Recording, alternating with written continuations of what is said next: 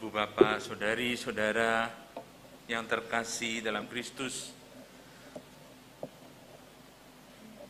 banyak kebetulan dalam hidup yang kita sebagai orang beriman akan mengatakan bukan kebetulan saja, yang biasa-biasa saja, tapi satu penyelenggaraan ilahi. Bukan kebetulan barangkali kalau kita mengatakan hari ini kita berkumpul bersama untuk mohon rahmat Tuhan khususnya bagi para pengurus gereja yang nanti akan dilantik. Yang ke-56 dengan pesan yang bagus sekali, mendengar dengan telinga hati. Bukan kebetulan juga kalau pas kita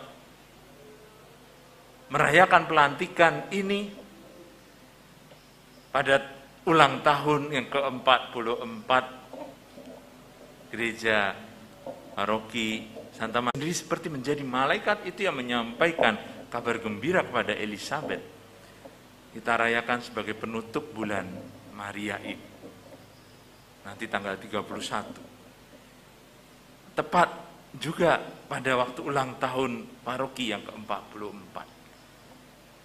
Maka betul satu rahmat yang membuat kita semakin yakin, membuat saudara-saudari semakin yakin bahwa ini bukan sekedar penunjukan, pelantikan, jabatan, bukan sekedar tugas, tapi panggilan. Waktu itu saya bersama masih frater dengan frater sahabat saya yang tiba-tiba pada waktu khotbah, pastor itu biasa menunjuk pada orang, di sana ada yang sakit telinga, sekarang sedang dijamah Tuhan dan disembuhkan.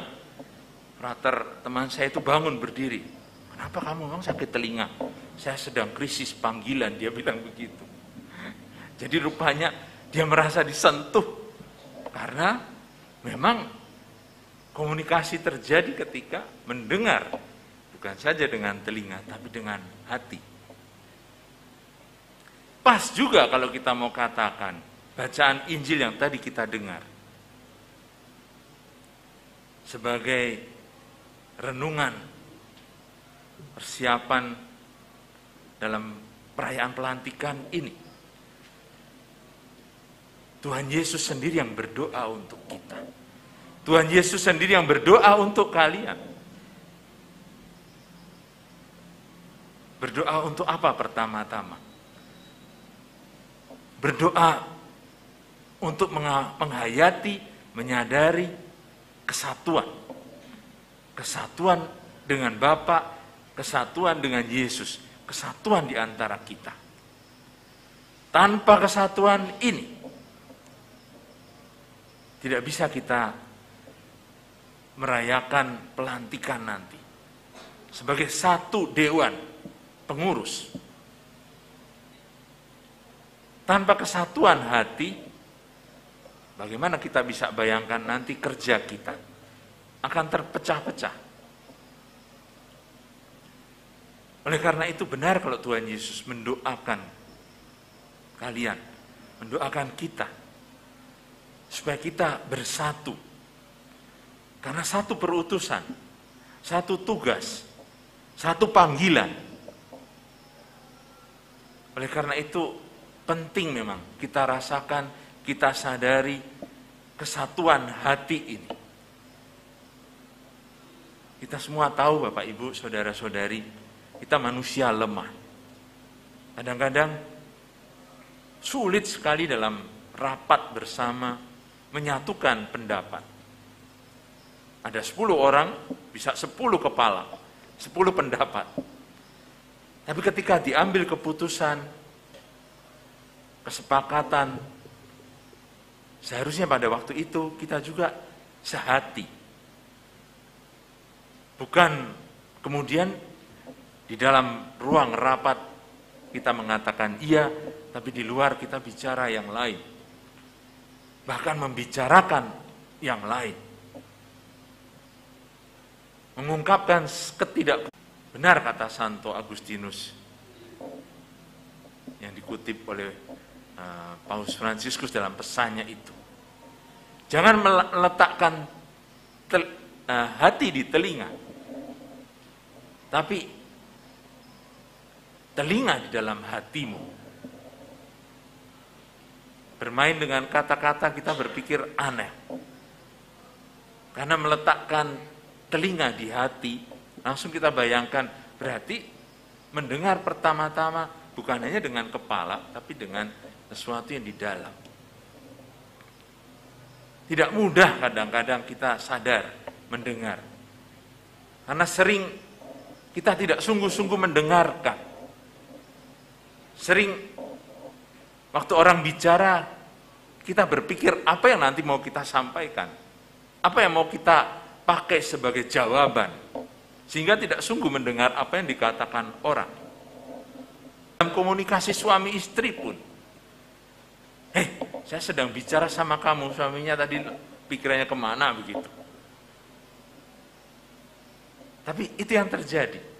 Kita tidak selalu siap mendengar dengan hati. Mendengar dengan hati butuh satu perjuangan. Mendengar dengan hati kadang-kadang harus merelakan sesuatu yang barangkali kita sendiri mau pertahankan. Pendapat kita sendiri. Mendengar dengan hati berarti berani berkorban. Seperti Santo Stefanus. Justru karena dia bisa mendengarkan, maka bisa memberikan kesaksian yang sejati. Kesaksian yang membawa dia sampai pada kematian. Bapak, Ibu, saudara-saudari, sekali lagi, bukan sekedar jabatan,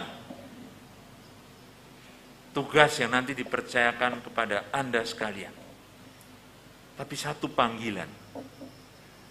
Dan kita percaya bahwa dengan panggilan ini, Tuhan mau terjadi sesuatu dalam diri kita. Terjadi sesuatu dalam keluarga Anda sekalian. Terjadi sesuatu di dalam lingkungan, stasi, dan gereja paroki Santa Maria Bunda Yesus ini. Tuhan sedang memakai Anda sekalian menjadi alat-alatnya. Pertama-tama, memakai sebagai alat untuk mendengar. Mendengarkan dengan hati jeritan atau seruan, curahan, keluhan dari orang-orang yang butuh perhatian. Kita baru saja menutup sinode tingkat lokal, keuskupan. Tapi seperti saya singgung sesudah pemukulan gong itu, rasa-rasanya apa yang sudah kita alami dalam proses berjalan bersama gereja itu, tidak bisa kita tutup begitu saja. Kita sadar bahwa ternyata umat rindu untuk bertemu. Oke, kita mentaati protokol kesehatan, tetap memakai masker. Semua sudah divaksin yang ketiga. Tapi kita tetap rindu sebagai jemaat, sebagai paguyuban, kita mau bertemu, mau berkumpul. Dan di situ kita belajar mendengar dengan hati. Di situ kita mulai merasakan keprihatinan keluarga-keluarga yang tidak ada satupun yang sempurna. Semua punya masalah, dalam arti sedikit atau banyak kita terkena dengan dampak pandemi, ekonomi, kesehatan, barangkali juga kesejahteraan keluarga, perencanaan rumah tangga untuk masa depan. Maka itu Bapak Ibu, saudara-saudari, khususnya yang nanti akan dilantik, kalianlah perpanjangan tangan kami, para gembala. Justru untuk mendengar yang mungkin tidak sempat atau tidak bisa terdengar oleh pastor, oleh Bapak Uskup.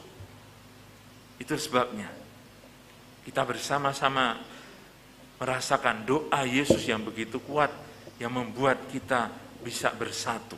Mulai dari keluarga, sebagai gereja yang paling kecil, dengan perantaraan, dengan pelayanan kalian, stasi menjadi lebih berkembang, lingkungan menjadi lebih hidup, dan akhirnya gereja paroki kita menampakkan diri tidak kalah dengan pandemik yang sudah kita lewati ini. Mari bersama-sama kita saling mendengarkan satu sama lain, berusaha memperhatikan kebutuhan satu sama lain, dan dengan demikian kita bisa berjalan bersama, bergandengan tangan untuk maju kepada kebahagiaan yang telah dijanjikan oleh Tuhan. Tuhan memberkati kita semua.